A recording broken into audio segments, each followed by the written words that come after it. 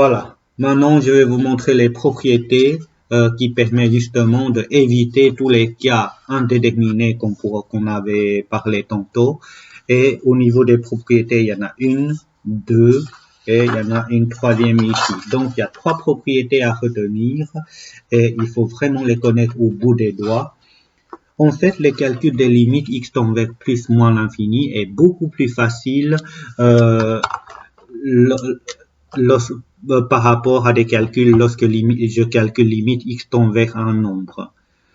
Plus facile au niveau de la résolution, c'était plus courte et il n'y a pas besoin de faire tableau de signes ni quoi que ce soit, ce sont des résolutions logiques.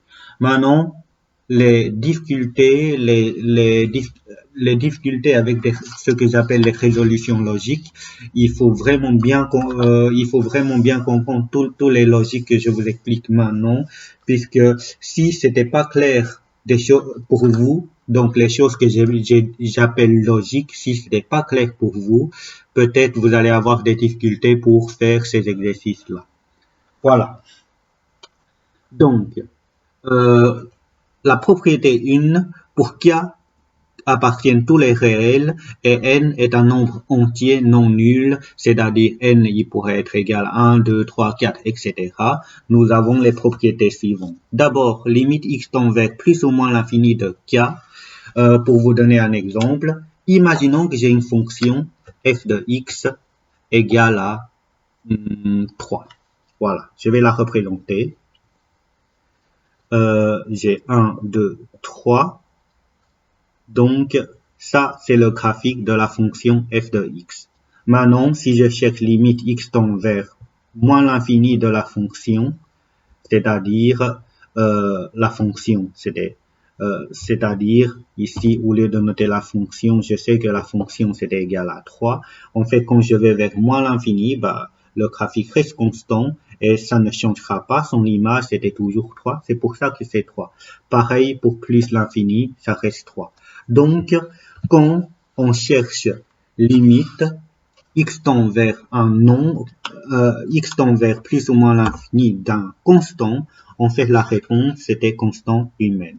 Par exemple, limite x tend vers plus moins l'infini de 4, ça sera 4. Limite x tend vers plus ou moins l'infini de pi, ça sera pi. Limite x tend vers plus ou moins l'infini de moins 3, ça sera moins 3.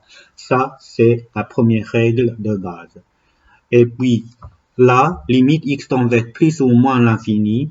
Ah oui, une question notation. Quand je note comme ça, c'est plus l'infini au-dessus, moins l'infini en dessous. C'est-à-dire ça, vous pouvez l'interpréter comme la suivante. Je vais essayer de faire une fois. En fait, c'est deux calculs en même temps. D'abord, je cherche limite x tend vers plus l'infini de x et limite x tend vers moins l'infini de x. Donc, quand ça tend vers plus l'infini, je remplace x par plus l'infini, je vais avoir plus l'infini. Et quand limite x tend vers moins l'infini de x, c'était moins l'infini. Alors, comme réponse, en fait, je dois noter plus ou moins l'infini. Et là, pour mieux comprendre, cela signifie que quand c'est plus, c'est plus. Et quand c'est moins en dessous, c'est moins. Voilà. Ça, c'est une notation, c'est une écriture qu'on utilise. Maintenant, je pense que j'aurai pas assez de place pour compléter par là. Je vais utiliser le tableau ici. Je vais vous demander de compléter en même temps. Pour la limite x tend vers plus ou moins l'infini de x exposant n. Là, en fait, si je remplace, je vais avoir donc, je vais avoir plus ou moins l'infini, tout exposant n. Maintenant, il faut discuter donc les cas si n est pair. Si n est pair, dans ce cas-là, on a la réponse, on a limite x tend vers plus ou moins l'infini de xn, ça nous donne plus l'infini. Pourquoi plus l'infini? Puisque un nombre exposant quelque chose qui est pair, on va toujours avoir un nombre positif. C'est pour ça que c'est plus l'infini. Maintenant, si n est impair, dans ce cas-là, on a limite x tend vers plus ou moins l'infini de x exposant n, c'est égal. Dans ce cas-là, ça dépend le signe. C'est-à-dire, cela pourrait être plus l'infini si au départ c'est un signe plus.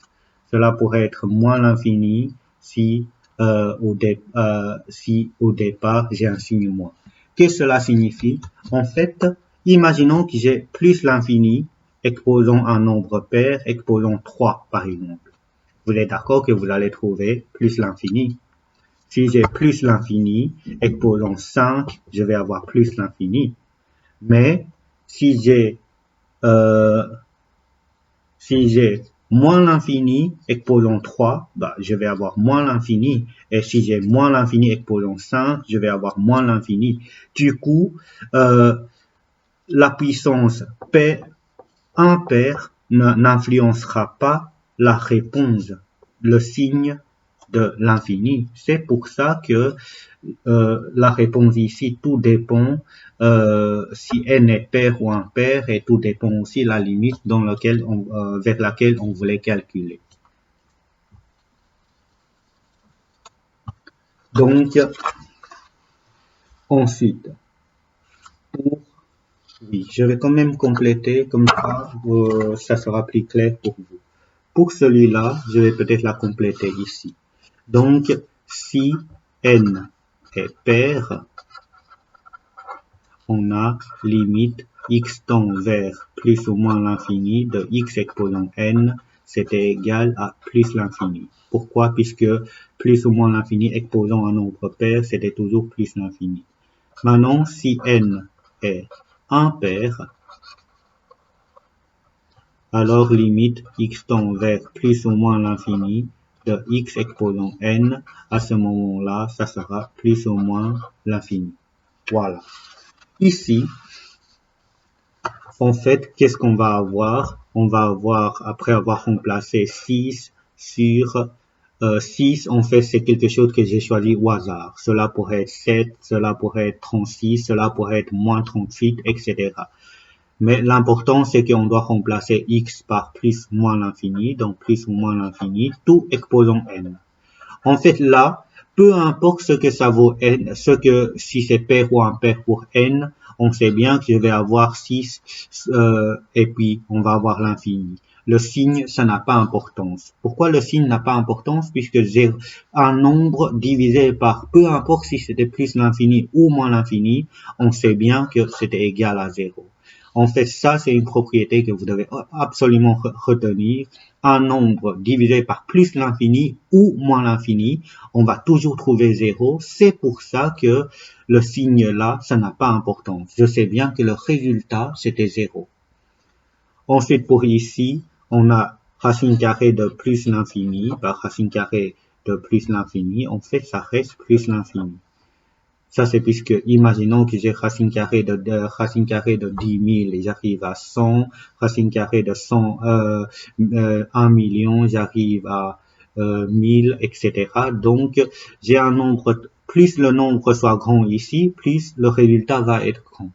Donc, ça reste l'infini. Par contre, ici, racine carrée de moins l'infini, ici, ça n'existe pas.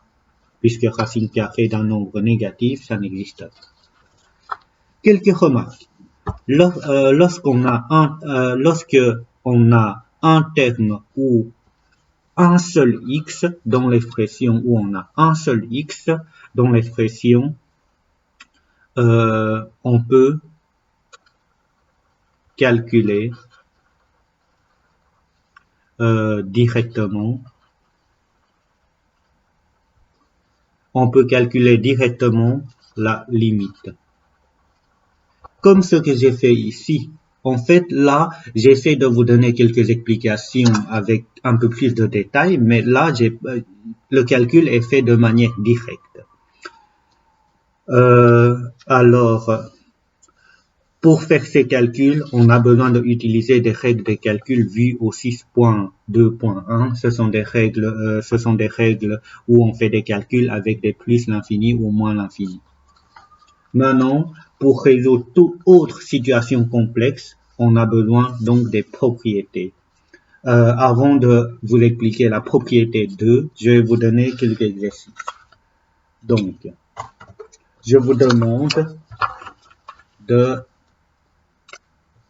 faire le calcul des limites x tend vers plus l'infini de moins 3 sur x carré. Limite x tend vers moins l'infini de x exposant 4 moins 1.